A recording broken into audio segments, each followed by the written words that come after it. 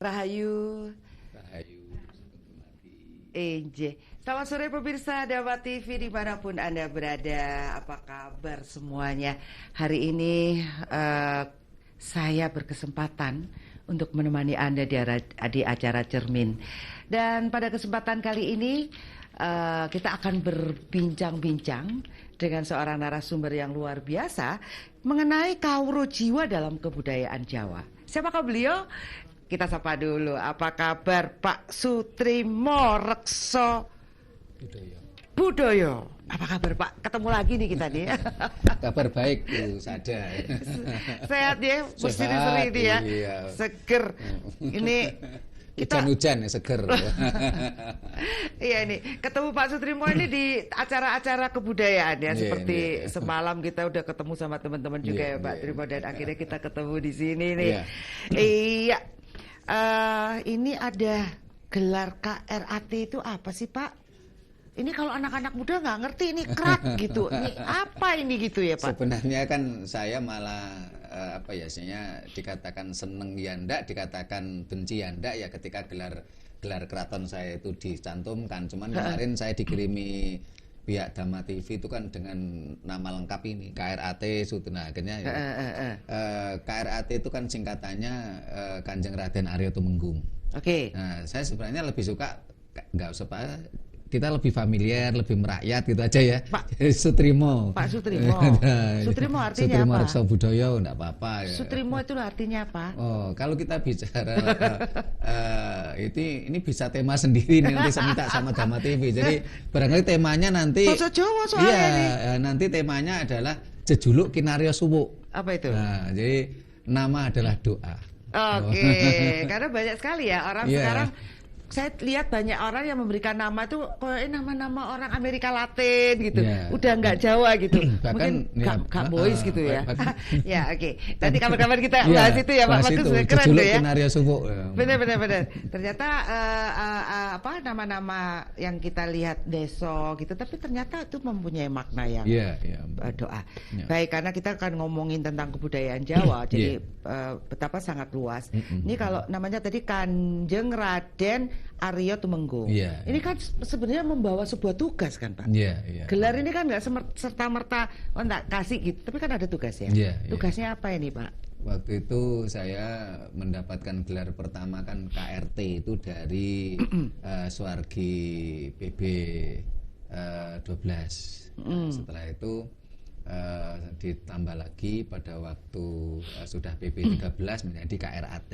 Nah, tentunya pemberian gelar tersebut terkait dengan aktivitas saya selama ini yang selalu ngerekso budoyo gitu loh, sehingga akhirnya saya diberi nama Rekso Budoyo, itu nama pemberian raja.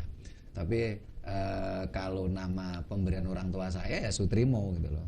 Ternyata menerima ya dengan baiknya. Baik, itu sedikit perkenalan kita bagi pemirsa Dama TV yang mungkin belum berkenalan dengan narasumber kita yang akan membahas tentang kawruh jiwa dalam kebudayaan Jawa. Baik Pak Trimo, ini kebudayaan Jawa ini kan katanya tidak homogen apalagi monolitik.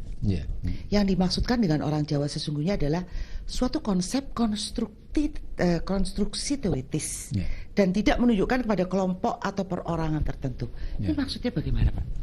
Ya, kalau kita bicara tentang kawruh jiwa ya, kawruh jiwa itu kalau dalam bahasa kerennya sekarang itu kan psikologi.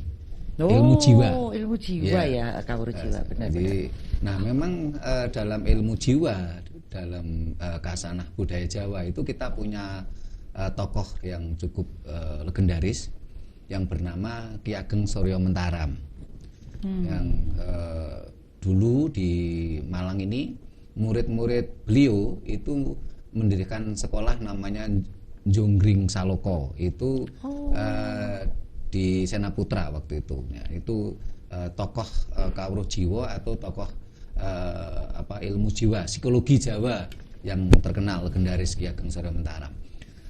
Tapi saya di sini tidak akan membahas secara khusus dari ajaran Ki Ageng Suryo Mentaram yang terkenal dengan Sonenem. Tetapi saya akan mencoba membahas tentang ilmu psikologi Jawa secara universal, lebih umum, tidak bicara spesifik tentang kawruh jiwanya Ki Ageng Surya Mentaram. Nah, ketika kita bicara tentang kawruh jiwa, tentang budaya Jawa itu memang tidak homogen. Ya, Jawa itu penuh warna dan juga tidak hanya sekedar teoritis. Berkali-kali kita sampaikan di media termasuk di Dhamma TV ini, kalau landasan ajaran Jawa ini bukan sekedar teori, bukan sekedar pokoknya harus percaya, tetapi harus melakukan sebuah proses, sebuah laku. Sehingga siapapun kita, walaupun kita ini bukan keturunan suku Jawa, kita akan bisa menjadi Jawa secara psikologi, secara value maupun secara perilaku. Kita bisa menjadi Jawa tidak hanya sekedar teoritis tapi dengan laku. Nah, ini yang Jadi apa maksudnya Jawa ini? Nah, Jawa yang dimaksud Jawa itu bukan sekedar teritorial, Jawa bukan sekedar suku ya. Tetapi Jawa adalah sebuah value, sebuah nilai, sebuah ajaran yang universal. Sehingga ajaran Jawa ini tidak memihak suku Jawa, tidak memihak bangsa Jawa. Yang sangat berbeda dengan ajaran-ajaran bangsa lain, ajaran-ajaran Dayoh yang cenderung memihak bangsa asal dari ajaran tersebut. Kita lebih universal, kita tidak teoritis, kita tidak homogen, kita tidak hanya tidak inklusif, dan kita tidak rasis ya. Bicara manusia ya. Kita bicara manusia, kita tidak rasisme, kita tidak lokalisme ya. Ini itulah Jawa. Sehingga bagi ilmuwan-ilmuwan Eropa yang sudah mencoba mempelajari Jawa secara keilmuan, dia akhirnya malah terkesima, istilahnya kagum ya, karena ternyata keilmuan Jawa lebih universal, tidak lokalisme, tidak rasisme ya, tidak teoritis, tapi sesuatu yang harus dilakukan. Oke. Pak, karena sesuatu yang harus dilakukan sehingga tidak ada pakem-pakem khusus gitu, Pak. Oh iya. Nah, kalau dalam ajaran Jawa memang tidak mengenal pakem-pakem khusus ya, karena Jawa tidak mengenal kitab suci gitu ya, kan, tidak mengenal kitab suci, tidak mengenal kitab garing, tapi Jawa mengenalnya adalah serat teles. Serat teles itu alam semesta. Tetapi kalau ajaran-ajaran kawruh jiwanya Ki Ageng Surya Mentaram itu oleh murid-muridnya dibukukan. Ada kawruh jiwa itu, buku kawruh jiwa itu sampai jilid 4, dan saya punya juga itu sebenarnya. Sehingga kalau saya harus menyampaikan sesuai ajarannya Ki Ageng Surya Mentaram, ya sedikit-sedikit saya bisa, tetapi kan saya tidak punya hak untuk menyampaikan karena saya apakah saya diakui sebagai muridnya beliau atau tidak kan saya nggak tahu gitu loh. Tapi saya sebagai keturunan Jawa yang mempelajari budaya Jawa, saya bisa menyampaikan tentang psikologi Jawa secara lebih komprehensif, tidak cuma satu sumber gitu loh. Memang yang legendaris tokoh psikologi Jawa atau ilmu jiwa Jawa itu adalah Ki Ageng Surya Mentaram. Kenapa kok legendarisnya? Kenapa? Saya jadi kepo. Ini mungkin penonton kepo juga. Menurut Pak, ajaran-ajaran Ki Ageng Surya Mentaram ini begitu legendaris karena beliaunya ini sebenarnya kan seorang pangeran. Lah, ini mirip cerita Siddhartha Gautama gitu loh. Lahir di keraton, lahir sebagai anak raja dengan bergelimang kemewahan. Beliaunya malah pergi ke desa, pergi yang desa pelosok lah. Dia hidup sederhana. Bahkan kalau kita lihat di Museum Nasional kita pun bagaimana foto bersamanya Ki Ageng Surya Mentaram dengan Bung Karno, itu Ki Ageng Surya Mentaram itu dengan duduk bersila dengan sarung yang digulung bulat dikalungke gitu. Sangat sederhana sekali gitu. Kalau di India tuh yogi-yogi yang sudah benar-benar nggak sudah meninggalkan sudah nggak lagi memikirkan duniawi gitu loh. Beliau tinggalkan itu kemewahan dari kerajaan. Oh, itu yang jadi boys sekali itu ya. Iya, dan juga memang ajarannya bagus. Contohnya namanya ajaran Sonenem ya, namanya manusia itu harus sak kepenake. Oke. Tetapi tidak sak kepenake dhewe. Oh, itu beda ya? Iya, gitu loh. Kalau sak kepenake itu ya kepenak saya, kepenak Bu Sada, kepenak para pemirsa. Tetapi kalau sak kepenake dhewe itu kan egois. Egois ya. Itu salah satu Sonenem itu. Itu perlu dikaji ya ternyata ya untuk mengenal diri ya. Iya. Oke, baik. Ini menarik sekali pemirsa Dharma TV dan tentunya Anda bisa berdiskusi pada kesempatan kali ini. Saya tunggu nanti di kesempatan di segmen berikutnya. Jangan kemana-mana, kita ketemu setelah satu ini.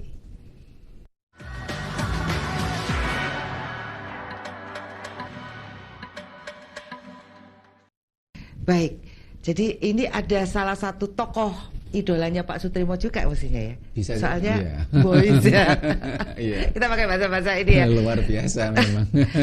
Oh itu ya, dia benar-benar masuk ya, dia menjadi sederhana sekali ya orang pribadinya ya. Yeah. Nah, nilai-nilai adalah bagian dari wujud abstrak kebudayaan yang menjadi pedoman bagi perilaku manusia, Pak. Yeah. Keterkaitan antara nilai dengan sikap hidup inilah yang biasa disebut mentalitas. Ya, ya. Ya, jadi kalau kita bicara psikologi Jawa ya atau kawruh jiwa Jawa itu memang sangat komprehensif ya, jadi penuh warna. Karena kalau kita bicara psikologi bangsa lain itu sebagai contoh psikologi Timur Tengah ini kan cenderung hak dan batil, salah dan benar, ya, iman dan kafir kan gitu. Terus kalau psikologi Eropa juga sama, antagonis protagonis. Ya. Nah, sementara kalau psikologi Jawa itu komprehensif, penuh warna. Jadi sehingga kalau kita memahami hal ini cenderung tidak akan dalam perilakunya itu tidak akan keluar perilaku yang menyalahkan orang lain, menghakimi gitu. Menghakimi orang lain. Orang yang tidak sepaham kita salah itu tidak ada di dalam kamusnya orang Jawa gitu loh. Jadi lebih kecenderung ke kebijaksanaan ya, jatuhnya ya, secara spiritualnya ya, tujuannya ya Pak. Jadi kehidupan berwarna seperti pelangi, seperti tulisan saya kemarin ya. Dan itu indah gitu loh. Betul, karena memang keberagaman itu sesuatu yang alami. Ya. Sehingga sesuatu yang berbeda jangan disamakan, sesuatu yang sama jangan dibeda-bedakan. Oke, bagaimana pemirsa Dharma TV? Masih ada yang suka membeda-bedakan? Jadi tidak serta-merta sesuatu yang buruk itu buruk gitu ya? Ya. Bahkan sebuah istana pun kalau tidak ada toiletnya jadi jelek. Oke. Jadi semua itu berfungsi? Berfungsi, sesuai ada dengan kapasitasnya masing-masing. Ada kegunaannya? Iya. Dan kita harus menghargai itu gitu ya Pak Soetrimo. Dan harus itu secara alami gitu loh. Ya. Berarti gak ono wong yang menghina tukang sapu atau orang yang kan ada tuh kalau di India ada kasta yang paling rendah, yang tidak dianggap, tidak dimanusiakan. Iya, ada itu gitu ya. Iya toh. Iya. Jadi ada kaum yang tersisih benar itu. Benar. Kalau kita karena dia mendapatkan sanksi sosial di sana gitu, karena melakukan kesalahan-kesalahannya itu. Iya. Dan itu pekerjaan-pekerjaan yang dianggap rendah oleh kaum-kaum yang di atas ya, kayak kaum Brahmana, kaum Ksatria. Jadi itu ada kaum Dalit yang benar-benar terbuang itu kan Pak. Tapi di sini kan Sudra, kadang-kadang kita dengan asisten ART kita persaudaraan gitu, semuanya persaudaraan. Begitu ya Pak ya? Benar. Kalau di dalam Kasana Budaya Jawa itu namanya ART ini kan disebut rewang. Rewang bahasa lainnya itu kan teman. Oh iya ya, rewang ya. Iya, jadi bukan sengewangi ya. Teman dah yang membantu gitu. lah. Sehingga Muhammad contoh dalam dunia pewayangan ada puno kawan. Kawan yang pono terhadap diri kita. Pono tahu Pak? Pono itu mengerti, paham. Oke. Jadi di dalam kasana kejiwaan psikologi Jawa dan terwujud dalam sebuah perilaku itu tidak ada rasa merendahkan pihak lain. Bahkan itu tadi ART atau pembantu rumah tangga pun di dalam budaya Jawa disebut rewang. Rewang itu artinya adalah konco. Teman ya. Konco. Terus kalau tidak disebut rewang biasanya disebut batur. Ya, kok batur apa? Batur itu artinya juga teman. Oh. Yang baturi, yang menemani. Bukan sesuatu yang hina. Di kasana budaya Jawa tidak mengenal kata budak atau hamba atau abdi. Nah, abdi dalam itu Pak? Nah, itu karena sudah Mataram Islam. Dan itu terakulturasi dengan budaya Arab. Abdi itu artinya hamba atau bahasa lainnya budak. Jawa tidak mengenal itu. Sehingga apa ya? Saya sebenarnya itu tadi saya dikatakan seneng ya ndak, tapi benci ya ndak ketika dicantumkan nama abdi dalam saya selaku KRAT. Saya lebih suka nama saya kayak kemarin saya ikut Kongres Kebudayaan Jawa yang ketiga di Jogja, ya nama saya tulis Sutrimo Reksobudoyo SEMM. Bukan saya tulis abdi dalam, karena abdi itu di dalam kasana budaya Jawa yang sebenarnya malah tidak ada. Iya. Karena abdi itu dari bahasa Arab artinya hamba atau budak gitu loh. Ya. Baiklah kalau begitu. Saya juga baru tahu loh, pemirsa Anda baru tahu nggak? Ya, jadi ini baru 2 pertanyaan ini sudah mulai mengupas-ngupas gitu ya. Sesuatu yang mungkin cara berpikir kita selama ini atau sudut pandang kita tidak sepenuhnya benar. Saya nggak ngomong salah loh Pak. Iya benar, kalau Jawa memang seperti itu. Tidak bicara benar salah, tidak bicara istilahnya jelek atau buruk, tapi kita bicaranya ilok lan ora ilok, pantas atau tidak pantas. Tapi apakah itu yang membuat orang Jawa suka dibilang terlalu bulat gitu? Mau ke sana aja kemana-mana gitu Pak? Ya sebenarnya kan tergantung preferensi masing-masing.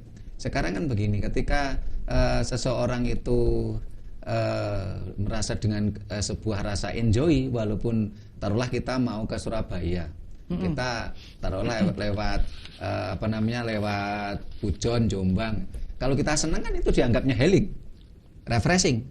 Tapi kalau kita tidak senang kan dianggapnya bulet kan gitu.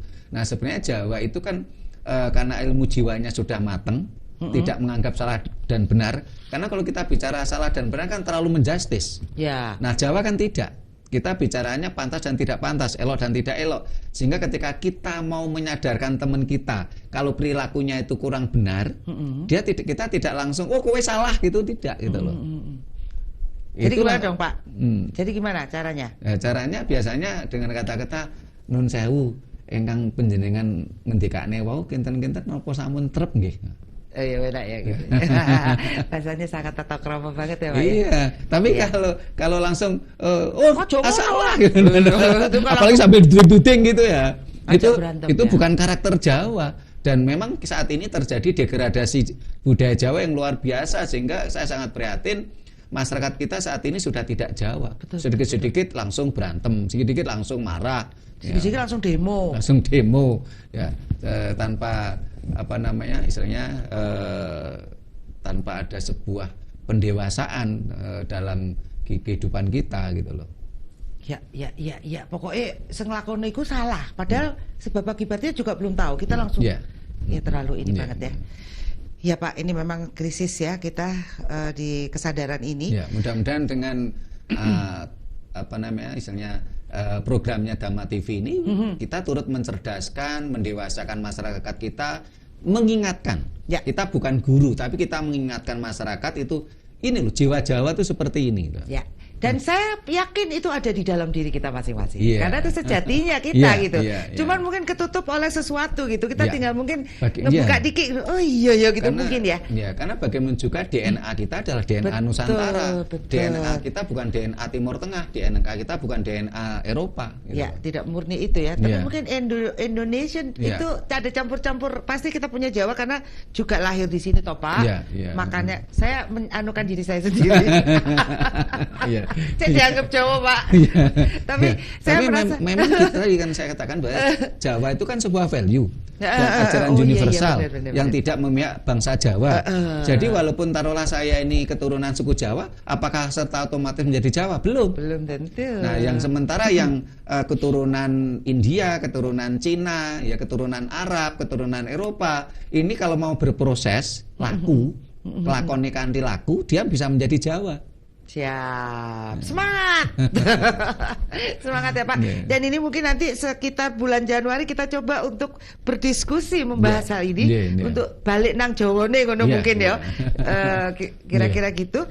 Nah, Pak Sutrimo, sikap sosial yang dianggap menonjol oleh orang Jawa adalah ketergantungannya pada masyarakat. Misalnya, seseorang dikatakan baik apabila masyarakatnya menyatakan demikian. Kalau itu kan perspektif umum saja. Kalau kita bicara jiwa Jawa tidak seperti itu. Jadi tadi Jawa, artinya Jawa itu kan sebuah value. Jawa itu artinya maknanya Jawa itu sendiri adalah sesuatu yang tidak pernah mati. Oke. Ya. Jadi semua aksara Jawa itu dipangku mati kecuali aksara Ja dan Wa. Sehingga siapapun kita, apapun suku bangsa kita, keilmuan kita, kekayaan kita, kebodohan kita, jabatan kita, kalau dipangku masih mati kan belum Jawa. Nah, jiwa Jawa, jiwa yang selalu hidup. Entah itu masyarakat itu mengakui atau tidak, tapi selalu hidup. Tetapi dengan jiwa kita selalu hidup, ya itu otomatis nanti akan mampu mewarnai masyarakat. Bukan malah kita menjadi semacam translator, kita bukan menjadi follower kan gitu. Translator ya. Translator, jiwa Jawa yang selalu hidup. Nah, tetapi kalau saat ini kan kita merasa prihatin karena terdegradasinya Jawa menjadikan bangsa Indonesia itu menjadi follower. Kita seolah-olah merasa bangga kalau kita menjadi duplikatnya bangsa lain. Ya. Kita tidak menjadi translator. Ya, ini yang kita prihatin. Sehingga kapan ya jiwa Jawa kembali muncul di tengah-tengah kita gitu. Oh ya sudah, ini sudah kita mulai Pak, dan tentunya menjadi translator, bukan menjadi follower, ya. Bukan menjadi duplikatnya bangsa lain gitu loh. Oke, tentunya adalah dengan kebersamaan gotong royong rukun dari teman-teman semuanya, katanya sereknya. Saya pikir jiwa-jiwa kebersamaan ini memang sebenarnya ada. Cuman ayo mungkin di acara ini nanti Pak Sutrimo bisa mengumpulkan teman-teman untuk ayo bergerak bersama, yuk betapa boisnya gitu loh, wong Jawa iki gitu dengan udengnya. Ya, kan keren, nggak kan harus pakai topi koboi kan Pak, atau bareta kan yang kemarin gaya-gayanya kayak gitu ya. Dan ini kan juga bermakna, ini kan namanya udeng. Saya lebih suka pakai udeng daripada blangkon. Oke, maksudnya apa itu? Karena udeng ini sudah ada dikenal jauh sebelum Masehi. Salah satunya dalam cerita Aji Saka itu pakai udeng. Bagaimana dia mau dimakan oleh Dewata Cengkar dengan syarat dia minta tanah selebarnya udeng. Tetapi kalau blangkon itu baru ada itu pada masa kolonial Belanda. Yang pertama memakai blangkon itu adalah Legiun Mangkunegaran. Blangkon itu dari bahasa Belanda blanco atau form, sesuatu yang tinggal pakai. Sehingga saya mau pakai blangkon itu kalau umpamanya posisinya acara keraton, karena bagian juga kita adalah bagian keluarga besar dari keraton, ya saya pakai blangkon Kasunanan gitu loh. Tapi kalau acara-acara budaya Jawa yang tidak notabene berwarna keraton, ya saya lebih suka pakai udeng gitu loh. Dan udeng ini praktis, ini saya ketaruh saku bisa, kalau blangkon kan nggak bisa. Iya benar. Ini bisa, tadi Bu Sada kan lihat saya langsung pakai di sini kan, jadi dan sangat praktis. Mau dilipat, mau disekalungin, disial, oke aja. Saya mengatakan udeng itu mudeng. Ya udeng, jadi udeng itu mudeng biar kita gitu paham. Ya, benar ya? Iya, sehingga udeng itu di kepala biar pikiran kita, otak kita tuh mudeng atau paham. Siap. Nanti kami sedang bikin udeng adiluhung nanti saya aturi deh. Baik, Pak. Ini tadi banyak sekali ya, jadi sebenarnya kalau mau ditelaah gitu dari ujung kaki sampai ujung rambut gitu, orang Jawa itu punya pemaknaan sebenarnya ya. Nah, mengenai rasa ini Pak, sebenarnya substansi kawruh jiwa mengenai rasa ini, apa sebenarnya asal kata dan definisi rasa dalam konsep Jawa? Ya, kalau memang kata sebenarnya bukan rasa ya, tapi lebih cenderung pada raso. Rasa ya. Jadi ini adalah raso ini merupakan suatu suara hati yang paling dalam atau taruhlah nurani yang paling dalam ya. Kalau kita bicara rasa nanti larinya kan rasa manis gitu. rasa senang ya, atau rasa manis asin marah itu marah, rasa ya. Oke. Ini raso. Raso ini lebih dalam ternyata ya di dalam arti pemaknaan Jawa. Nanti kita bahas bentar lagi Pak. Masih ngobrol dengan narasumber kita Pak Sutrimo tentang raso. Terus bacanya apa Pak? Raso atau roso. Oh, roso gitu aja ya. Nah, ini bukan rasa gitu. Ya ternyata ini lebih dalam ya Pak. Iya. Jadi kalau raso atau roso sejati itu kalau bahasa Arabnya ya nur aini atau cahaya hati gitu. Jadi suara hati yang paling dalam ya. Dan kalau rasa sejati kita itu sudah muncul, tentunya akan membawa pada perilaku kita yang lebih lebih humanis dan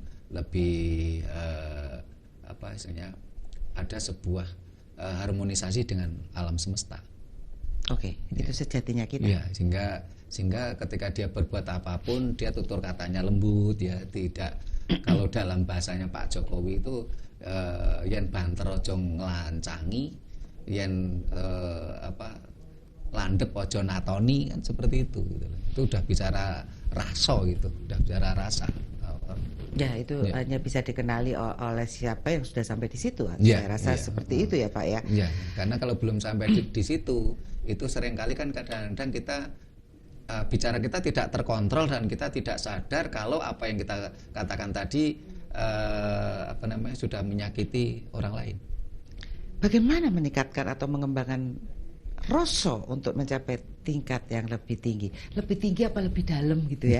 Saya kadang-kadang ya bingung Pak ya. Iya, mau tinggi apa lebih dalam nih? Sebenarnya gitu. lebih dalam karena kita lebih mengarah pada internal kita, bukan keluar. Benar, tinggi ku jadi kayak keluar, tinggi, eksternal gitu loh. Satu, setinggi-tingginya itu masih ada lebih tinggi lagi gitu. Kok kayak jadi persaingan? Kalau lebih dalam lebih kan dalam, lebih karena halus, lebih halus, gitu lebih ya. internal gitu loh. Betul, saya pikir itu lebih dalam.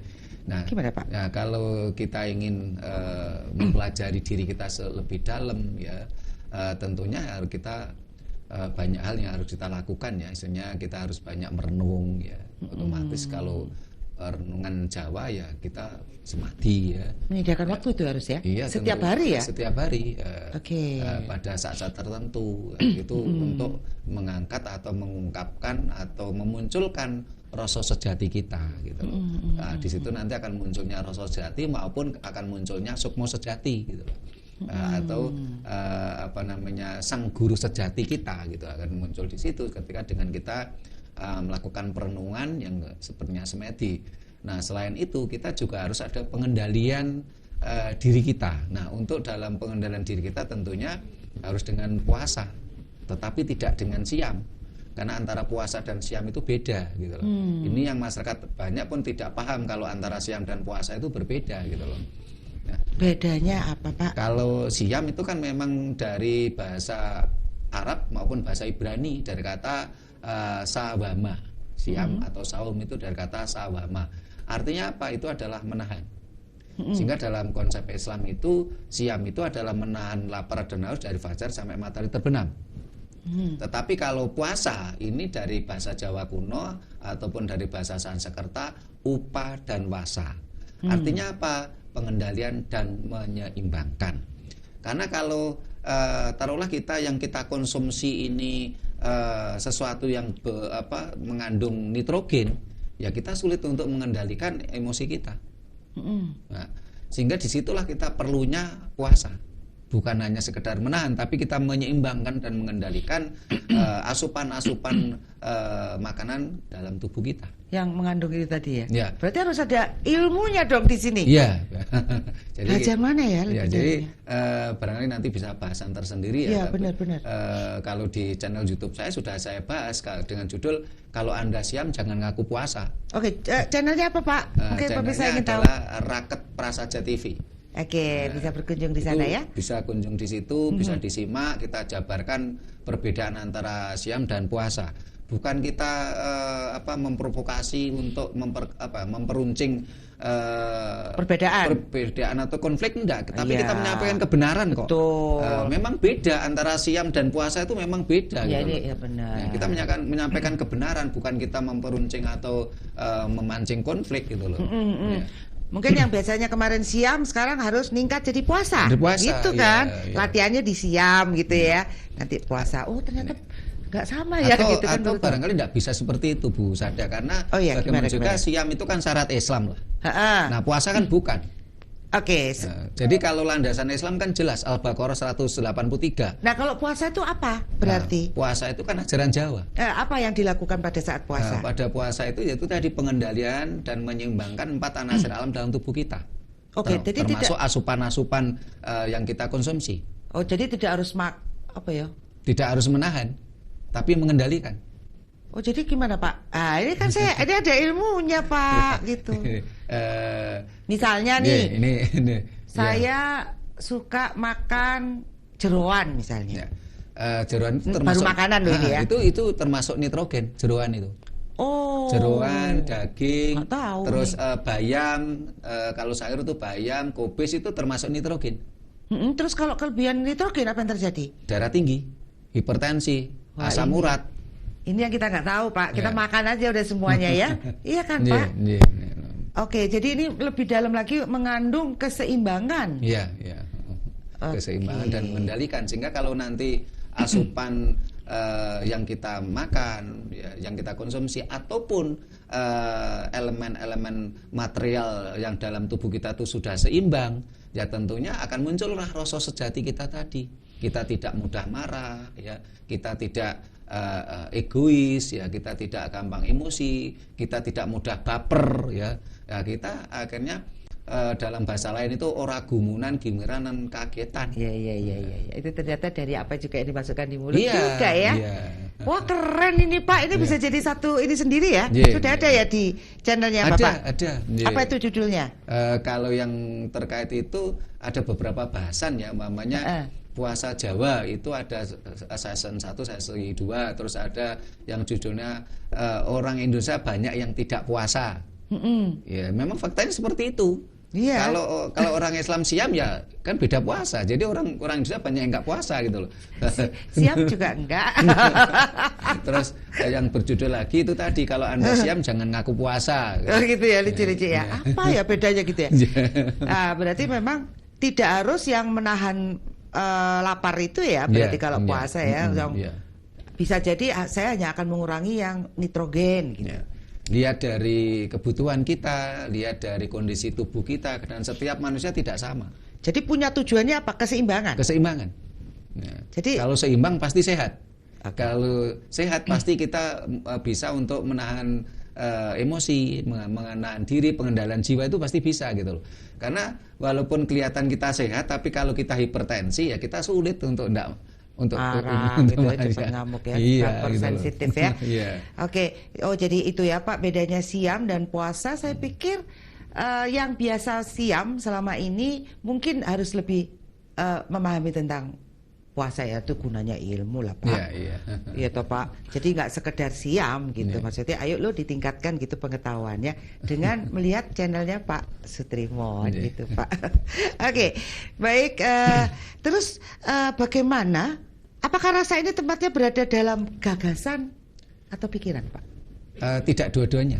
Oh enggak ya? Iya, jadi kalau daya nalar ya, gagasan itu kan di daya nalar atau di alam pikir ya. Tetapi kalau rasa sejati tidak di situ. Di mana Pak? Jadi kalau kita bicara tentang ilmu jiwa di dalam budaya Jawa, memang kan ada daya nalar ya. Daya nalar itu akan memunculkan gagasan, ide, pemikiran ya. Terus ada daya rasa. Daya rasa ini memunculkan rasa susah, sedih, bunga, mangkel dan sebagainya. Dan itu adalah manusiawi gitu loh. Kalau orang tuh nggak bisa marah, malah bukan manusia normal malahan. Tetapi bagaimana pengendalian tadi yang penting. Karena ada manajemen marah. Perlukah kita marah? Pantaskah kita marah? Bagaimana kita marah?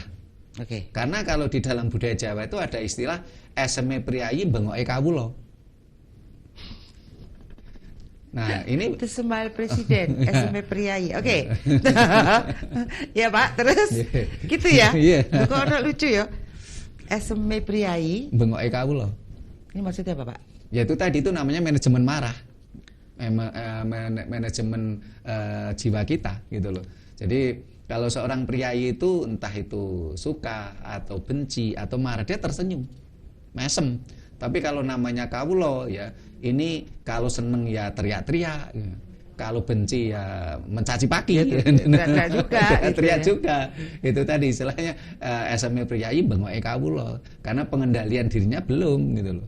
Jadi dimaklumi dong kalau begitu. Oh iya, karena itu warna alam.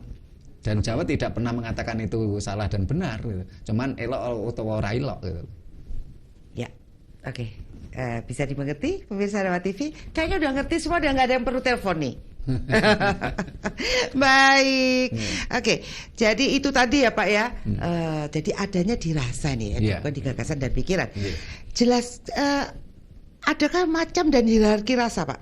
Rasa, pangoso, segala macam itu maksudnya apa tuh? Kok akemen ya? Ya. Jadi kalau rasa secara secara tingkat dasar ya tentunya kan rasa susah, bungah ya, mangkol, seneng ya. Nah, tetapi ketika kita bicara rasa sejati itu tentunya adalah meneping rasa. Oh, menep itu sudah nggak ada lagi itu ya, lebih nggak ada itu, nggak ada benci, nggak ada ini, sudah menep. Sudah tidak lagi dualitas. Ya, dia lebih murni ya. Ya. Oke, sampai di situ itu, apakah setiap orang bisa sampai di situ, Pak? Ya, kalau orang itu mau berproses ya pasti bisa, karena itu tadi dalam ajaran Jawa tidak mengajarkan kita pokoknya percaya dengan dasar-dasar pengalaman spiritual orang lain. Tetapi dalam ajaran Jawa itu mengajarkan kita untuk berproses, untuk menikmati proses kita, untuk menikmati perjalanan spiritual kita, bukan melihat, mencontoh perjalanan spiritual orang lain. Saya lihat ada suatu gaya bermusafir, Pak, kalau di gini. Saya lihat ya. Itu apa? Itu juga proses lebih mau mengenal diri gitu, Pak. Itu dari Islam apa dari wong Jawa ya? Sengkeluyuran, kelutusan hanya untuk mengenal diri itu. Ya. Apa itu, Pak? Tapi wong biyen ya kumaha sing balelo gitu tuh ya. Jadi kalau orang Jawa juga ada yang namanya istilahnya topo ngerame. Topo ngerame itu tirakat dari tempat-tempat rame. Dia akan melakukan perjalanan ya. Bukan di gua ngono maksudnya, Pak. Mlaku ngono. Ya, namanya topo itu kan biasanya kan di gua, di tengah hutan ya. Itu namanya teteki. Topo di tempat sepi ya. Tapi ada lagi topo ngerame. Ini melakukan perjalanan di tempat yang ramai. Ada satu kisah, Pak. Ada teman. Dia kebetulan dari keturunan sekolah di Amerika nih ceritanya, Pak. Wong Jawa iki. Jawa karena kelahiran Surabaya gitu. Saya nggak sebutin siapa gitu ya. Sampai di sana dia ditanya, "Kamu tuh dari mana?" Dia bilang gitu kan. Waktu ditanya, "Waduh, saya nggak bisa bahasa Mandarin, Ibu." Dia bilang gitu. Tapi ditakon aku ngaku Jawa, aku itu tuh Jawa, nggak bisa Jawa. Itu saya benar-benar tidak dianggap, Bu, di percaturan dunia internasional. Jadi mendingan kita mengangkat local wisdom kita ya, lebih dihargai di kancah internasional. Mungkin Pak Sutripto punya pengalaman ketika di luar? Ya, memang sebenarnya yang benar ya seperti itu, sehingga kalau bangsa ini mau jaya kembali seperti pada masa-masa era Majapahit, tentunya ya harus mengangkat jati diri kita. Kita jangan harus bangga ya, Pak. Kadang-kadang kan kita harus bangga, menjadi harus pede dengan diri kita, karena kalau saya lihat itu sejak runtuhnya Majapahit, bangsa ini terobsesi ingin menjadi duplikatnya bangsa lain.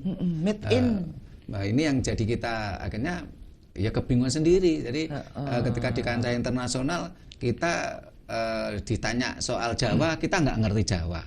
Kita mamanya ngaku, kita bukan ngaku ya, kita kepinginnya seperti orang Arab lah. Kita bukan orang Arab. Iya, nggak diaku juga orang Arab gitu. Akhirnya kan jadi Arab KW gitu loh. Terus nggak jelas gitu. Ya manusia tanggung ya. Dan ya seharusnya itu yang harus kita kita banggakan. Ini loh, kita orang Jawa. Betul. Kita orang Indonesia. Ini pernah terjadi juga ya. Saya saya kenal sama Dokter Tandia, ini kalau nggak salah sekarang ketua PD kalau nggak salah. Iya. Itu beliaunya pernah cerita ke saya. Beliaunya kan memang keturunan Tionghoa ya. Beliau pergi ke Tiongkok sana. Di sana beliaunya nggak diakui kok sebagai orang Tiongkok, orang Chinese ya. Bahasa Cina dia juga nggak begitu ya paham, tapi nggak begitu fasih ya. Akhirnya juga seperti itu, beliau bercerita seperti itu pengalaman. Jadi kebingungan sendiri. Nah, kalau pengalaman saya pribadi ya, saya kembali ke tadi yang saya ceritakan yang sebelum ada di Jeddah tadi, bahasanya ketika kita bicara topong rame ya, ini saya masa kecil saya pernah diajari oleh orang tua saya bagaimana saya harus melakukan jalan kaki ya, itu dari daerah Sragen itu jalan kaki sampai ke Keraton Solo, di kota Solo, terus ke Karanganyar jalan kaki dan tidak membawa bekal. Oh, sebenarnya jujuran gitu ya? Iya, kalau kita mau bawa bekal itu niatnya bukan topong rame, itu niatnya kan kita wisata. Iya, pakai benar. bekal yang cukup, rekreasi. Waktu itu kita kita nggak bawa bekal, jadi kita minum pun kita kadang-kadang cari sumurnya masyarakat gitu. Dan waktu itu kan memang airnya ya air yang bersih ya, jadi tidak. Sekarang kan cari sumur kan tidak ada, adanya kan PDAM dan itu kan cenderung ada kaporitnya. Itu tidak layak dikonsumsi secara langsung kan sebenarnya, karena ada obatnya. Kalau dulu kan enggak gitu. Kalau kita bicara sumber air di Indonesia, khususnya di Jawa, ini luar biasa karena kandungan oksigennya di dalam air ya, oksigen di dalam air. Terus setelah itu ini bagus oksigennya, terus nitrogennya pun juga sangat minim ya. Berbeda dengan mata air yang ada di gurun. Ini kemarin saya pernah baca dari penelitiannya Oxford Inggris, mata air yang ada di Timur Tengah yang sempat dipuja bangsa kita itu ternyata penyebab kanker. Nah, ini kan tetapi ini pernah dikupas oleh media nasional kita waktu itu, tapi nggak sampai viral. Blow up gitu, nggak di follow up ya. Nah, ini kita minumnya kayak sumur. Makan pun ini kita makan itu dari kalau zaman dulu itu kan biasanya banyak buah-buahan liar ya, biasanya kadang-kadang ada jambu ya. Nyolong lah. Enggak juga kan tanaman liar ya. Oh, oke. Ya sekarang enggak ada itu. Atau pernah. Jadi memang perlu lah menanam gitu-gitu di jalan ya, untuk para musafir ini ya. Terus ya Allah, dulu juga ada masyarakat itu menyediakan air di kendi, kendi di depan rumahnya, itu siapapun bisa minum gitu loh. Nah, setelah itu kadang makan pun saya makan dikasih orang waktu itu, karena memang kita benar-benar enggak bawa bekal. Oke. Nah, itu pembelajaran dari orang tua saya bagaimana saya harus topong rame ya. Di situ kadang-kala untuk dapat makan saya nolong orang. Mamanya ada orang membawa beban berat, itu saya ikut bantu ya. Tahu-tahu dibelikan es ya, atau dibelikan roti itu. Jadi kita dapat makan pun dengan cara nolong orang. Dan itu pernah saya alami lagi ketika saya ya, ini kalau itu tadi kan pembelajaran yang diberikan orang tua saya. Nah, ini pernah saya waktu itu merantau ke Sumatera. Waktu itu saya merantau ke Sumatera, di daerah Jambi, dompet saya itu hilang. Otomatis saya kehilangan bekal saya, uang saya semuanya kehilangan. Nah, waktu itu saya akhirnya pulang itu dengan cara apa? Itu gandol truk gitu. Dari Jambi sampai ke Solo. Bisa bayangkan itu. Aku lagi bayang lagi. Berarti dari Jambi ke Merak dong ya? Nggak langsung ke Merak. Ya kita waktu Jalan itu dari Jambi numpang truk sampai ke daerah Betung. Daerah Sungai Lilin, Betung. Setelah itu numpang truk lagi sampai ke Palembang. Terus numpang truk lagi sampai ke Prabu Mulih. Dari Prabu Mulih numpang truk lagi sampai ke Muara Enim. Saya sampai hafal itu kota-kota di Sumatera itu. Keliling juga, traveling ya. Nah, itu ngapain Pak ke Jambi Pak? Ya waktu itu kan saya merantau ya, misalnya cari pengalaman, cari hidup gitu. Hilang pisan gitu. Iya. Ya ampun Pak. Jadi kalau saya bilang ke teman-teman gini, sebagai contoh namanya Bu Sada itu usianya kan di atas saya. Saya bilang gini, Bu, kalau soal banyaknya makan garam, barangkali banyakan Ibu. Tapi kalau kualitas asinnya garam, lah belum tentu saya kalah. Iya. Ya semua orang berproses ya Pak ya. Iya. Dan luar biasa sekali. Apa sih Pak ternyata dari pengalaman Bapak itu tadi, dari kecil ketika diajak orang tua, ini bagus banget ini saya pikir. Itu sudah jarang sekali. Oh, saya jadi nyambung, kenapa dulu kok ada kendi di depan jalan? Buat apa? Buat siapa? Ini ternyata ada suatu ajaran untuk diajak jalan itu tadi. Di situ ada proses pendewasaan. Jadi bagaimana kalau kita inginkan sesuatu harus berproses, tidak boleh ngemis gitu loh. Tidak instan juga. Tidak instan, sehingga kalau umpamanya kan kita enggak bawa bekal ya waktu itu, makanya kita istilahnya lapar gitu. Tahu-tahu itu ada orang bawa apa gitu kan, bebannya berat ya kita bantu. Setelah itu kita dikasih upah secukupnya, hanya makan saja, minum saja, nggak duit. Ya. Itu mendewasakan kita, bagaimana kita harus berproses. Nah, ini beberapa waktu yang lalu saya ini kan ketemu teman yang beliaunya ini seorang direktur di sebuah perusahaan. Itu sampai bisa memilah. Jadi orang-orang yang berproses seperti ini, orang-orang yang berbackground pertanian, ini lebih tangguh. Karena dia untuk mendapatkan makan, dia harus bercocok tanam, berproses. Berbeda dengan orang-orang yang berbackgroundnya itu di pinggir pantai. Orang di pinggir pantai itu kalau untuk makan itu gampang. Ibaratnya mereka bawa ember ke lautan, dia akan dapat ikan. Ya. Tidak berproses bagaimana dia harus bercocok tanam dulu. Itu akan membuat kejiwaan, kedewasaan dalam mengarungi masalah mengarungi kehidupan itu berbeda. Padahal kehidupan mengarungi samudra juga. Iya. Tingkatannya nih. Yeah. Baik. Oke, jadi luar biasa ya, Indonesia ini kaya juga dengan pertanian, kita bisa belajar juga dari laut gitu ya. Nah, ini masalah aku, Pak. Yeah. Kromo Dongso. Lah itu sudah mulai spesifik ajaran Ki Ageng Surya Mentaram tuh, Kromo Dongso, si aku ya. Si aku. Karena ketika bicara aku ya. Sopo si aku iki? Ya, jadi kalau dalam pembelajaran saya yang lain kan gini, siapakah aku? Adakah aku? Kalau ada, apa buktinya?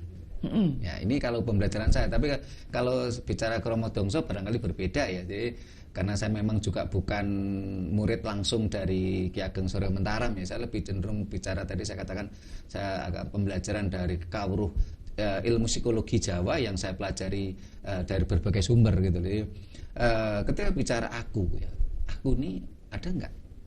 Nah, kalau ada, apa buktinya? Ini adalah bicara eksistensi. Ya, ketika kita di masyarakat itu kita ada atau tidak ada, masyarakat tidak menganggap kita, berarti adakah aku? Berarti kita dianggap tidak ada. Ya. Nah, eksistensi kita tentunya akan teruji di situ oleh kelompok kita, oleh masyarakat kita. Kalau kita tidak ada, kita dicari. Oh gitu. Dicari dalam arti nilai positif loh ya, bukan dicari karena kita buronan kriminal gitu loh. Pak, adanya aku kan karena ada kamu. Kalau nggak ada kamu, aku nggak ada dong.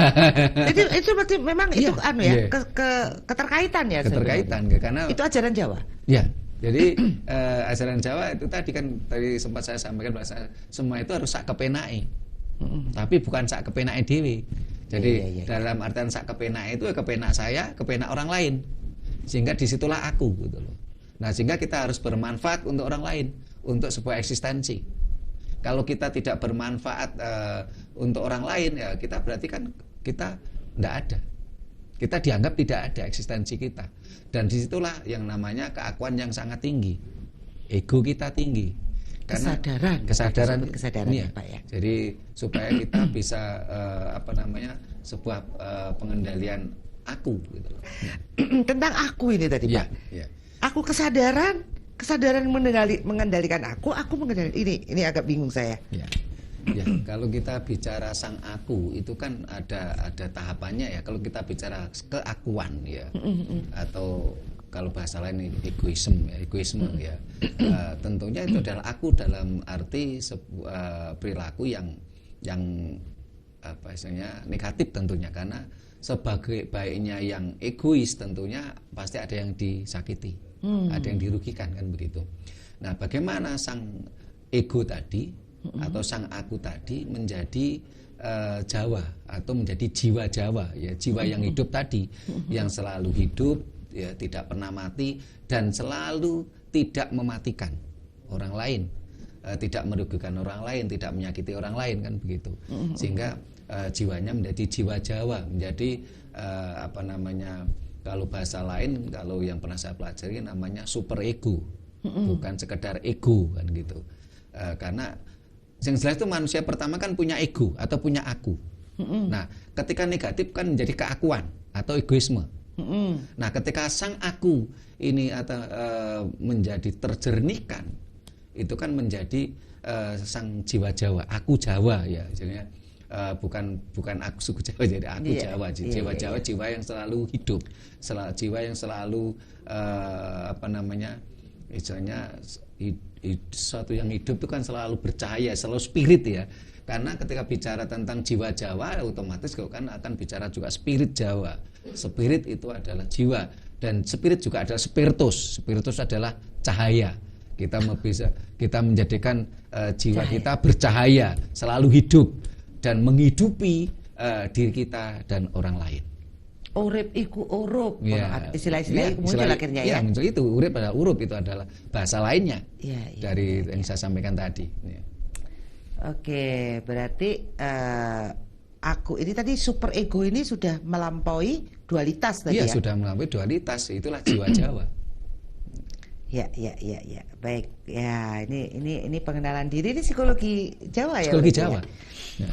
Yang paling perlu kita tekankan itu tadi, psikologi Jawa itu komprehensif. Psikologi Jawa tidak bicara hak dan batil, tidak bicara antagonis dan protagonis. Karena Jawa bicaranya adalah serateles atau alam semesta.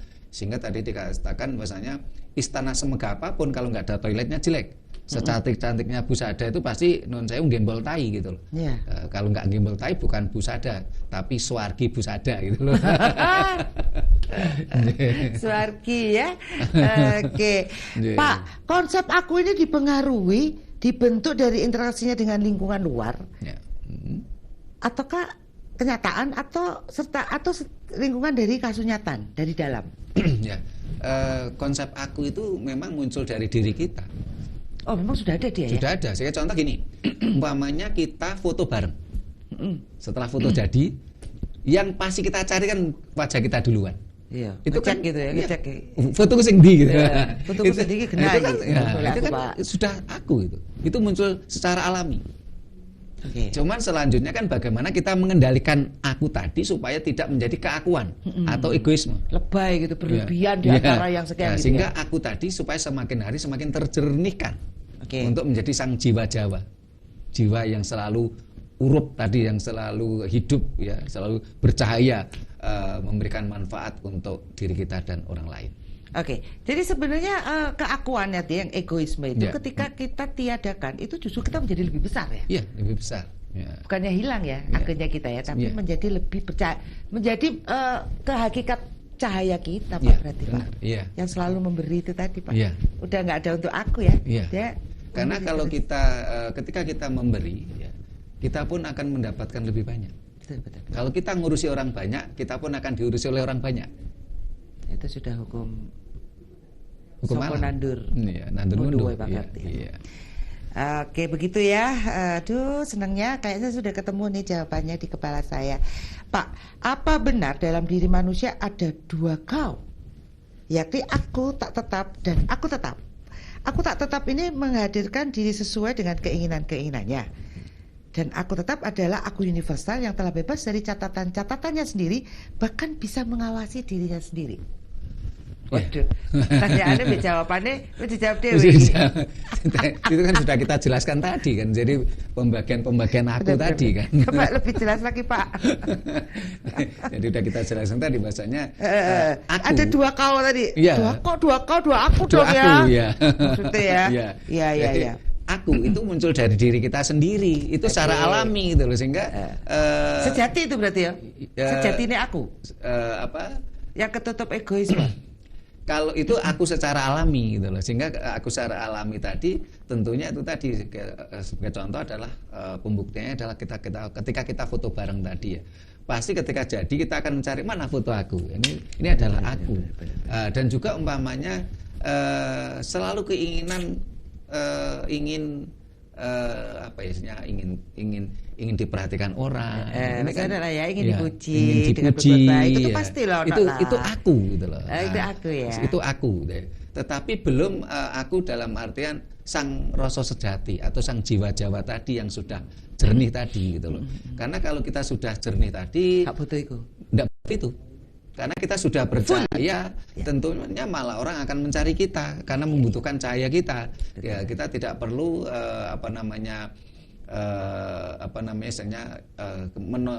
menonjolkan diri kita supaya kita dipuji orang. Karena sudah menonjol. Sudah menonjol. Jadi tidak perlu cari muka katanya. Sudah punya muka gitu. Kita tidak sudah perlu jelas alamatnya. Alamatnya udah jelas gitu ya. Jadi track record kita udah jelas. Jadi kita tidak perlu mencari panggung karena kita sudah punya panggung. Oke. Jadi mungkin kadang-kadang di pergaulan wah dek cik golek panggung. Ya udah ya biarin nggak apa-apa dia berproses. Itu proses kan. alam gitu loh. Jadi jangan dimusuhi gitu tuh Bapak Ibu. Ya dia memang lagi berproses. Kita bisa lihat gitu. Tergantung dia ini nanti mampu enggak untuk mengalami proses ujian tadi untuk naik kelas. Menjadi ya kan dewasa dulu Pak, cekur-cekur dulu. Ya, tapi kalau dia tidak mampu ya dia akan selamanya akan stagnan di situ saja. Atau mungkin tidak butuh, dewasa gitu butuh loh. Kelahiran lagi mungkin. Barangkali bisa jadi seperti itu kali. Masih ada waktu. Iya. Kita tuh enak aja gitu kan, kepenak ya Pak ya. Kan enak mikire ya engko ya maneh lah. Sak kepenake, sak cukupe, sak butuhe. Itu sonenemnya dari Ki Ageng Surya Mataram itu. Jadi nyantai gitu ya. Gak harus ngono, gak kudu gak mesti ngono ya. Sak butuh ae. Sak butuh ae, sak cukupe. Nek ora butuh jadi butuh-butuhke karena yang menjadikan kita sengsara itu kan karena selalu kita mengikuti aku. Ya. Bukan sak cukup sak butuhe. Ya. Seringkali kita tidak butuh dibutuh-butuhke gitu ya. Karena keinginan sang aku tadi gitu loh. Ya. Jadi memang nggak mengada-ngada apa ya ada aja disyukuri dinikmati gitu ya. Saya rasa gitu jauh lebih damai pasti. Mawas diri sekarang Pak. Ya. Apa yang maksud mawas diri dalam konsep Jawa? Ya, kalau mawas diri itu kan kita lebih introspeksi diri ya, kita melihat diri kita. Jadi mawas itu apa sih Pak artinya mawas itu? Mawas itu kan melihat ya. Melihat diri kita atau bercermin lah sesuai tajuk acara kita cermin gitu. Betul. Jadi kita akan bercermin, mawas diri, introspeksi diri dalam bahasa lain. Itu kan sesuatu yang sederhana saja dalam konsep Jawa itu. Tetapi bukan berarti ilmu Jawa itu rendah karena sederhana tapi bermakna istilahnya. Kalau kita kalau kita dijiwit loro aja njiwit. Kalau kita mendengarkan suara keras itu kita tidak nyaman ya jangan kita mengeluarkan suara keras. Jangan kita mengeluarkan kata-kata keras, kata-kata kotor kalau itu tidak enak di telinga kita gitu loh. Itu sesuatu yang mawas diri aja deh. Dan pengendalian diri itu memang ya kembali tadi sehingga kita harus banyak belajar ya, karena putih beras kinanyo kinosoh. Sehingga kalau kita ingin semakin putih diri kita ya ibaratnya beras ya kita harus banyak bergaul dengan orang-orang yang kapabel gitu loh supaya ada peningkatan gitu loh. Mengasah itu makanya ada asah asuh dalam asih itu ya. Jadi ya ketemu ya mengasah gitu ya supaya kelihatan semakin jernih. Luar biasa banget ya. Jadi memang sebenarnya lengkap nih di dalam ajaran Jawa. Saya tahu dikit-dikit sih tapi nyambung gitu loh akhirnya maksudnya begini. Jadi mawas diri adalah suatu waktu di mana kita harus melakukannya itu Pak ya. Ya biasanya kalau kapan itu Pak melakukannya Pak? Kalau kita caranya melakukan bagaimana? Perenungan mawas diri itu kan kalau ya paling tidak sehari sekali ya. Jadi ketika kita mau tidur. Oh ya pasti ya, itu ya. Jadi kita sebelum tidur itu kita flashback ya apa perjalanan kita sehari. Kita udah ketemu siapa saja. Kita sudah ngomong apa saja. Terus kita sudah melakukan apa saja. Ya. Itu kita evaluasi dengan sang aku yang dalam. Bukan sekedar sang keakuan tadi. Karena kalau kita bicara aku dalam arti keakuan ya tentunya diri kita benar terus. Nggak ada yang salah. Kita benar terus, kita harus menang terus. Tapi kalau kita bicara dengan aku sang jiwa tadi, sang jiwa Jawa tadi, tentu kita akan renungkan, oh iya tadi kalau saya ngomong gitu ya, itu tadi kan kalau saya digituan paling kan ya sakit ya. Sehingga akhirnya kita lebih cenderung cooling down, kita tenang, kita tidak mudah marah dan kita tidak mudah mudah marah dan tidak mudah memancing kemarahan orang lain. Ya itu penting itu. Ya. Karena kita nggak mudah marah, tapi kita memancing kemarahan orang lain sama aja gitu. Ngomong wong emosi gitu ya. Ada yang gitu ya Bang ya. Jadi jangan saya itu dulu. Jangan mudah marah dan jangan suka marah gitu loh. Iya. Baperan nih. Kayak enak juga ya marah ya. Tapi marah itu kadang-kadang juga jadi perenungan ya. Berarti ada gesekan yang kenapa ya aku tadi dikit pasti ada gitu ya Pak ya. Berarti belum stabil gitu di emosi kita. Pak, apa sih sebenarnya hambatan yang biasa terjadi saat proses melakukan mawas diri ini Pak? Ya, hambatannya karena keegoan atau keakuan yang tinggi, sehingga perlunya di sini jiwa kita harus menep tadi, sehingga kita harus menjadi objektif ya. Kalau memang salah ya diri kita salahkan. Tapi ini kan pekerjaan sulit ya ini, karena kadang-kadang orang tuh egonya kan yang tinggi, keakuannya yang tinggi, sehingga kadang-kadang ya dirinya kan merasa benar terus, ya, orang lain salah gitu loh. Kalau seperti itu kita tidak akan dewasa selamanya. Tapi kalau kita tuh bisa objektif, pasti kita lama-lama akan dewasa. Lama-lama. Lama-lama proses dulu ya. Sabar proses, ya. Buat yang punya pasangan egois terlalu tinggi. Terus ya Pak. Lebay ini kalau bahasanya sekarang ya, lebay dia. Dia meninggikan dirinya terlalu tinggi. Terlalu tinggi dan merasa benar diri, berasa sendiri terus ya.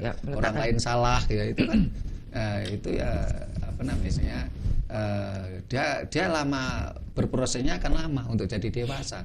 Dia akan menjadi cepat berproses dewasa ketika sang keakuannya diturunkan menjadi sang aku ya, sang aku yang objektif, untuk lama-lama menjadi sang jiwa Jawa yang selalu bercahaya tadi gitu loh. Tertarik? Kan gitu propaganda. Anda ingin jiwa Anda bercahaya kan gitu Pak. Bagaimana caranya? Untuk bahasa ini propaganda Pak. Bukan menuju surga loh ini. Menjadi bercahaya, menjadi akhirnya urip dan berguna untuk diri kita dan orang lain. Dan gitu. Itu saya rasa di mana-mana kita akan dihargai orang gitu loh, dihormati orang itu karena kita sudah bercahaya gitu. Menemukan kebahagiaan sejati, kedamaian. Yang kedamaian itu berarti yang gak gumunan, aku mau. Iya, gak gumunan, gak gimiran, gak kagetan tadi, sehingga di situ memang kita harus introspeksi diri dengan objektivitas tadi ya. Kalau diri kita salah ya harus akui salah gitu loh. Dan harus ada perbaikan sikap kita. Kita jangan terus merasa diri kita benar, merasa diri kita itu harus menang ya. Itu kan sesuatu. Kalau seperti itu ya pendewasaan kita akan sulit sekali. Dan kita sekali waktu juga dalam diskusi kita offline tadi, kita harus kadang-kadang nanding saliro gitu loh. Nah kadang-kadang masyarakat kita itu kan tidak paham ya, sehingga kalau orang lain itu membandingkan diri kita, kadang-kadang dia marah gitu. Padahal itu nggak perlu marah. Kenapa? Kalau manusia itu tidak mau dibanding-bandingkan, ya hidup sendiri di tengah hutan. Karena kalau kita bahkan untuk anggota wakil rakyat itu namanya studi banding aja menghabiskan dana anggaran yang sekian miliar. Jadi sesuatu nanding saliro atau membandingkan itu sebenarnya ada nilai positifnya. Tapi kan banyak orang kalau dibanding-bandingkan marah ya, karena merasa jadi lagu. Ojo dibanding-bandingin. Karena dirinya marah karena merasa dirinya dibanding-banding. Ini sebenarnya nggak perlu marah kalau untuk kemajuan gitu loh, kayak. Kita nggak perlu marah karena tanpa ada sebuah nanding saliro ya.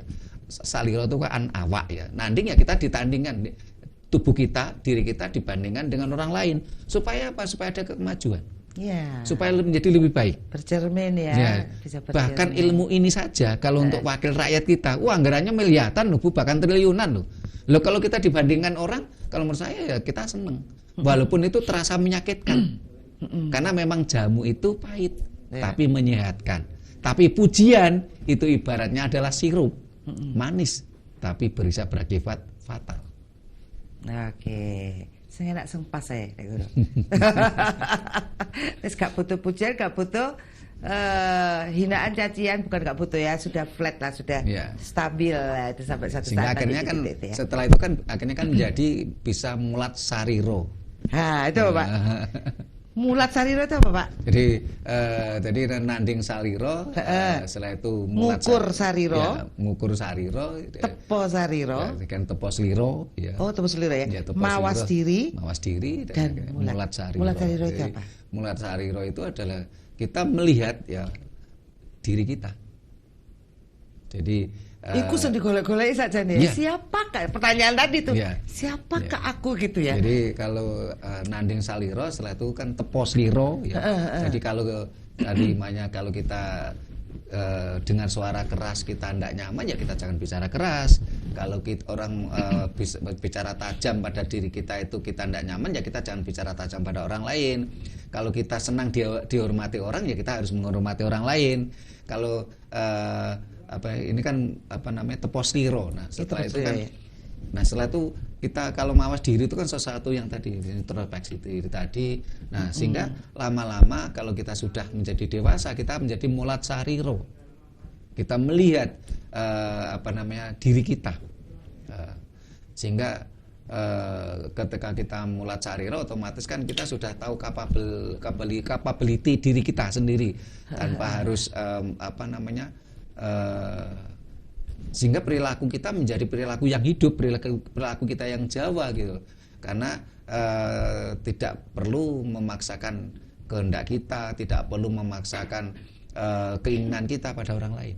Oke. Ya. Saya rasa kita sudah ketemu misi hidup kita kayaknya. Tugas kita apa, harus apa gitu. Ini kayaknya bagus banget ya Pak. Ini anak-anak kecil bisa nggak belajar kayak ini? Bisa. Piye cara mempraktekannya kalau anak kecil nih? Ya. Tentunya kan dengan cara-cara anak kecil ya, situ ada cerita-cerita dongeng anak kecil. Ya. Saat ini kan anak-anak kita kan kehilangan dongeng. Betul. Ya. Padahal itu bagus sih dongeng itu. Jadi bahkan kalau saya masih ingat masa kecil saya itu kalau mau tidur itu didongengi Mbah Buyut saya tentang cerita-cerita dongeng Jawa. Di situ ada banyak sebagai contoh-contoh pembelajaran karakteristik kita gitu. Nah saat ini kan bangsa ini kan kehilangan itu. Kita bahkan seringkali kadang-kadang bingung mencari dongeng dari bangsa lain. Padahal secara karakteristik dan culture kita beda gitu loh. Iya, bukan budaya ini. Bukan budaya kita. Jadi gitu sesuatu yang ditempelin gitu nggak asik banget sih sebenarnya. Ya Pak ya. Apa dibangganya coba? Iya, cenderung kita akan di branding untuk menjadi duplikat bangsa lain. Nggak bisa lah ya. Tentunya akan kita menjadi bangsa yang aneh, kayak zombie gitu, kayak robot gitu, semuanya serba harus mengikuti atau menjadi duplikatnya bangsa lain tadi, tidak menjadi diri sendiri. Iya. Gak bangga gitu ya, nggak banget deh kalau gitu ya berarti ya. Jadi luar biasa sekali ya. Jadi kita memang harus menemukan jati diri siapa kita, dan kita harus bangga gitu, dan pasti bangga gitu ya. Karena yang selama ini sesuatu yang kulit nempelnya itu cuma di luar gitu, bukan sejati gitu ya Pak. Kira-kira gitu ya. Oke, ini luar biasa Pak. Kita sudah lengkap ini tentang rasa, rasa. Kemudian aku atau kromodongso, dan kemudian tadi mawas diri. Nah, apakah mempelajari kawruh jiwa dengan penerapan pengawikan pribadi ini menunjukkan betapa kesempurnaan hanyalah idam-idaman? Sebenarnya sebuah kesempurnaan itu bukan sekedar idaman, tetapi kita bisa meraihnya dengan lewat proses ya. Jadi itulah perbedaannya ajaran leluhur kita. Kalau ajaran leluhur kita itu kan kita diajari untuk berproses, untuk menemukan. Harus betul-betul nemu. Jadi kita tidak harus meniru proses spiritualnya bangsa lain gitu loh. Iya. Dan itu yang hilang di bangsa ini saat ini. Semangat Pak Sutrimo, kita harus mengabarkan ini sebuah jalan yang benar dong, karena ini budaya kita kok. Pak Sutrimo kira-kira optimis nggak dengan? Oh ya, optimis. Ini ya? Cuman ini kan perjuangan besar ya. Sehingga kalau dari kami sendiri itu kan berjuang itu mulai kami mendirikan Yayasan Rakat Prasojo itu mulai 95. Terus saya mencoba memberikan dalam pandangan kami bangsa ini itu kan yang sakit itu kan psikologinya, jiwanya gitu. Kita dijajah secara psikis ya, psikologi. Nah, untuk membangkitkan bangsa ini ya tentunya harus ada injection psikologi. Ada pencerdasan jiwa sehingga kita mengarahnya yaitu kita melakukan siaran-siaran di medsos mulai tahun 97. Kita memberikan pencerahan-pencerahan dan kita tidak ingin menciptakan dogmatis dan pengkultusan baru. Jadi memberikan pengertian juga ini ya, untuk berpikir secara nalar aja, mungkin orang Jawa juga sebenarnya lebih mudah ya. Sehingga di organisasi kami tidak ada penggiringan dogmatis, pengkultusan, sehingga akhirnya memperbanyak anggota, memperbanyak duit dong. Pengikut yang akhirnya larinya menjadi duit, tidak. Tetapi kita memberi pencerahan, kita tidak menginginkan pengikut kita. Jadi, sehingga di organisasi kami tidak ada itu namanya iuran, tidak ada. Sehingga ayo kita cerahkan bersama. Jadi Anda tercerahkan, itu pun tidak harus menjadi pengikut kami gitu loh. Tidak harus dogmatis gitu loh. Siap. Baik Pak, ini waktunya sudah ini. Mungkin ada sedikit aja kesimpulannya di kesempatan atau harapannya deh. Monggo Pak. Ya, harapan saya kepada bangsa ini ya, kemarin terkait dengan juga di Kongres Kebudayaan Jawa di Jogja dengan tema Budaya Jawa Anjayeng Bawono. Bangsa ini tidak mungkin Anjayeng Bawono kalau masih istilahnya terobsesi mindset menjadi duplikatnya bangsa lain. Kita harus menjadi diri kita. Kita pernah Anjayeng Bawono itu pada masa Majapahit. Bahkan bagaimana diplomasi luar negeri Majapahit pada waktu itu Anjayeng Bawono dan tanpa ada penaklukan. Sementara imperialisme dunia lain itu melakukan penaklukan. Padahal bahasa penaklukan adalah apa? Perampasan, perampokan, dan pemaksaan hak. Jawa tidak seperti itu. Perbudakan. Iya. Iya Pak ya. Iya. Oke, baik, selalu optimis Pak ya untuk depan. Jadilah orang Jawa yang benar-benar Jawa. Jadilah orang Indonesia yang benar-benar Indonesia. Apapun lah ya Denny. Pokoknya kita harus bangga menjadi bangsa ini. Terima kasih Pak Sutrimo. Sama-sama, semoga kita bisa ketemu lagi ya nanti ya. Baik pemirsa Norma TV, tentu ini adalah sebuah perjuangan dan saya rasa Bapak Ibu ini perjuangan kita bersama, iya, bukan perjuangan Sutrimo ataupun Bu Sada. Makanya Bapak Ibu ayo nih kita belajar lagi berjuang gitu. bersama. Berjuang bersama, kita berikan wawasan ini kepada anak cucu kita ya Pak, sebagai nanti penerus dari bangsa ini, bangsa yang luar biasa Nusantara ini kaya raya. Kalau enggak kita pegangin anak-anak kita, apa jadinya? Kalau bangsa ininya maunya serba instan anak-anak kita. Oke, baik, terima kasih. Saya Satna Dewi mengucapkan mohon maaf jika ada salah kata dan tentunya sampai ketemu di lain waktu. Rahayu.